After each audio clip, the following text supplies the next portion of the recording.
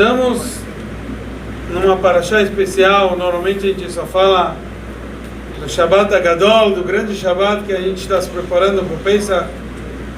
Mas nessa semana a gente viu que está escrito Esh Tamid Tukad Al Mizbeach Lo Tichbeh. Um fogo constante sobre o altar deve estar lá aceso e não vai se extinguir, não vai apagar. Existe tanto uma mitzvah positiva, tanto um dever positivo de deixar o fogo constante, quanto uma transgressão. Estamos proibidos de apagar esse fogo. Obviamente isso deve ter um ensinamento para cada um de nós, e que nem a gente já falou, todos os korbanot, todas as oferendas, não é coisa só do passado, é coisa do presente, obviamente também do passado, e também vai ser do futuro, mas mais que nunca para o presente, para o momento atual. O que a gente pode aprender com esse fogo constante?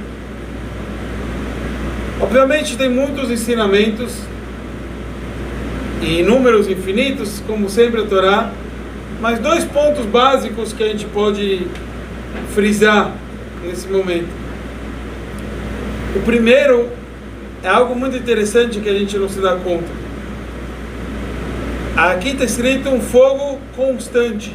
Quer dizer, tem aqui um fogo constante. O que quer dizer? A importância do constante é muito interessante. Se a gente for ver, falam, pelo menos assim eu escutei, que teve um estudo nas companhias aéreas. A gente viu muitos momentos das companhias aéreas quebrando, voltando, sendo financiadas pelos países, mas nesses momentos sempre a companhia aérea faz alguns estudos que vale a pena. Então, entre parênteses, sempre vale a pena começar assim. Eu tenho um amigo que comprou uma passagem no começo das passagens vendidas por internet.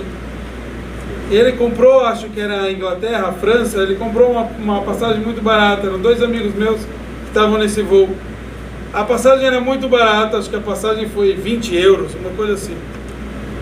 Tá? Eles entraram no voo e daí a aeromoça passou e ofereceu para eles: vocês querem Coca-Cola? Ele falou sim. Com gelo, sim. Limão, sim. Não sei o que, sim. Daqui a pouco ela fala 5 euros. Ele falou não. Tá bom? Passa um minutinho, ele dá o toque pro meu outro amigo ali e falou: cara, eu tô louco pra gente chegar. Ele falou: por quê? Ele falou: porque eu queria ir no banheiro. Ele falou: por que você não vai aqui? Ele falou: eu não, vou me cobrar pelo menos uns 3 euros para entrar no banheiro. Então o que acontece? A gente sabe que nos voos estavam sempre pensando o que eu posso economizar. Tiveram uma ideia de economizar na comida kasher, economizar na azeitona. Não só na comida kasher, eu acho que outras também. Tirar uma azeitona do cardápio. Alguém falou: uma azeitona? Fizeram um estudo que se de todas as comidas eles foram tirar uma azeitona, não sei quantos milhares de dólares eles estavam economizando. Quer dizer, pra gente uma azeitona é nada, mas aqui a gente falando por um longo prazo é outra história.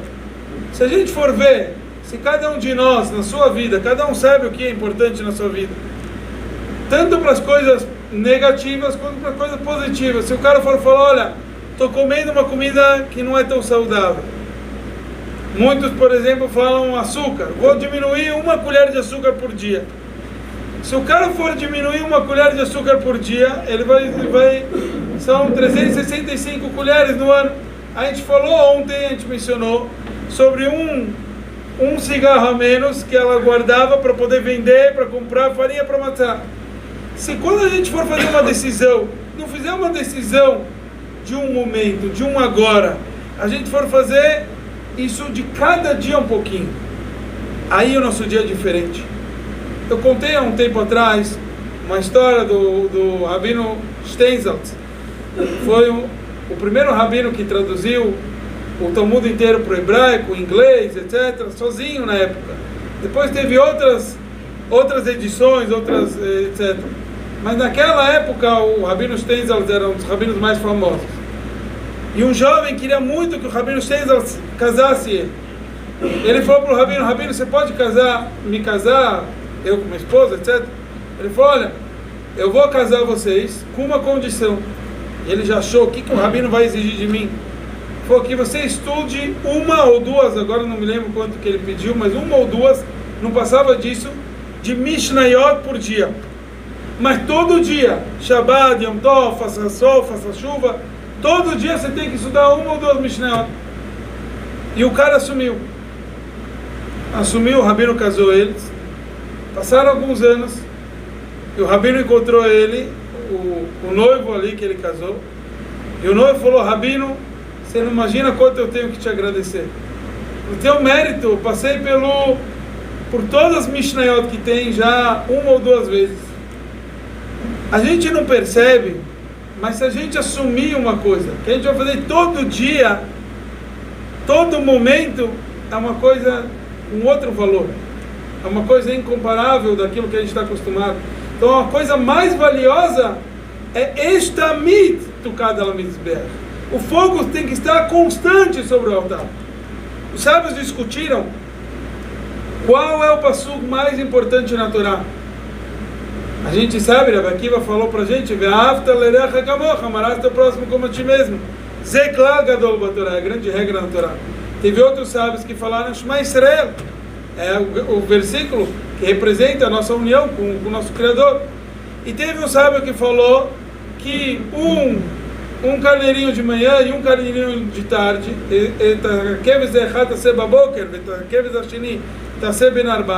o korban tamid, aquele korban diário, esse é o versículo mais importante.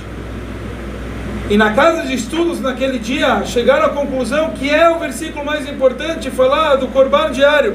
E por quê? Porque era diário, porque era constante.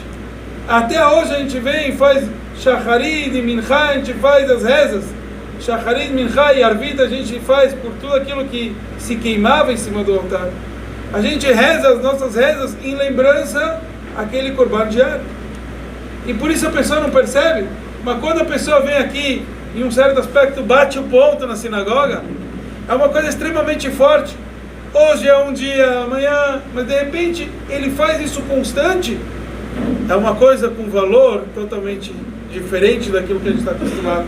Que nem a gente falou, pode ser apenas uma azeitona, se eu for tirar de todo o prato, é milhares e milhares de dólares sendo economizados. A mesma coisa aqui no bom sentido. Se a gente for tomar um passinhozinho, mas a gente vai fazer todo dia, toda hora que a gente consegue, é uma coisa que não tem valor incomparável a isso. Existe uma outra explicação que tem a ver com aquilo que a gente está falando. O estamir, esse fogo constante, que lotichben, que ele não vai se extinguir, é na verdade a nossa missão. Cada um de nós sabe que a gente no mundo, o mais importante é a gente encontrar a nossa missão. Contam, eu não sou bom de nome, especialmente em japonês, mas era o cônsul,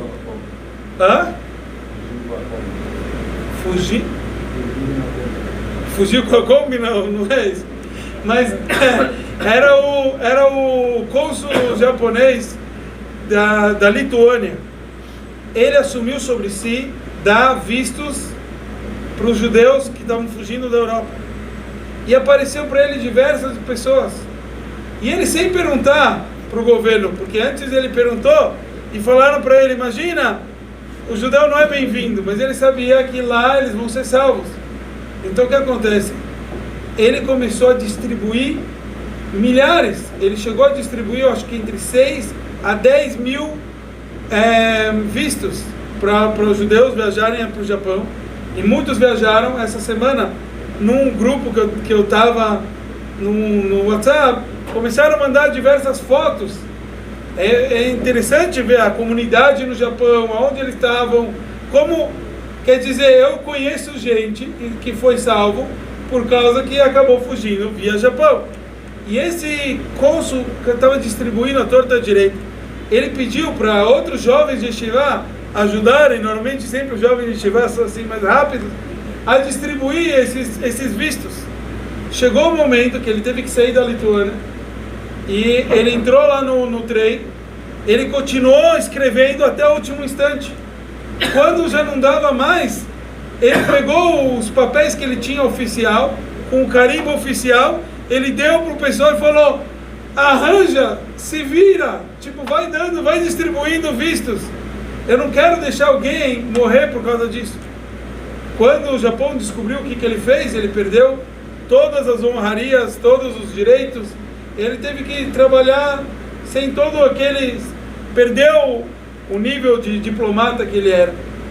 Quando ele chegou em Israel, um convidado especial, salvou tantas vidas, pediram para ele e falaram: o que a gente pode dar para você?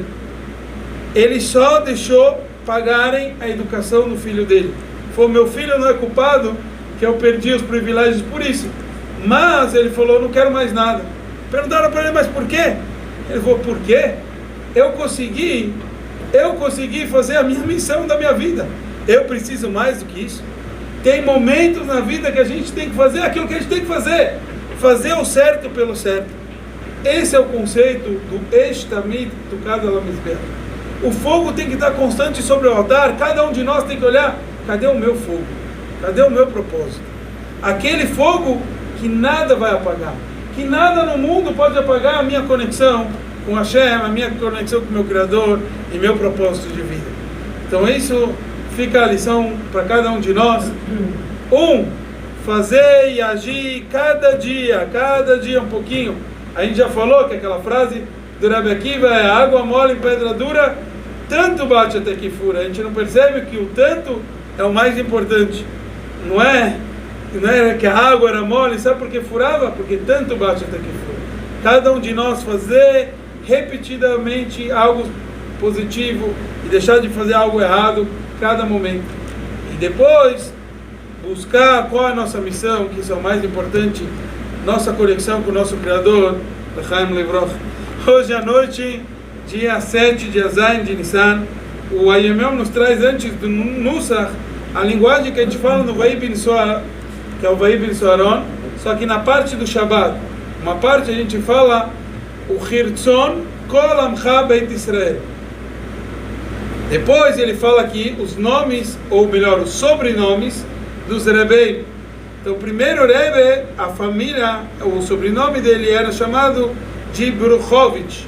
Bruchovich é porque o pai dele era Baruch, e aqui era filho de Baruch. Depois, o Mittler Rebbe, o segundo Rebbe, Admor Emtzai, era chamado Shnei Yuri. Shnei Yuri quer dizer filho de Shneiot.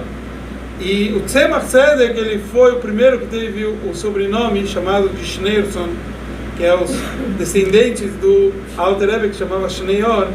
Então Schneerson, então de lá os Rebbeim tiveram esse sobrenome de Schneerson.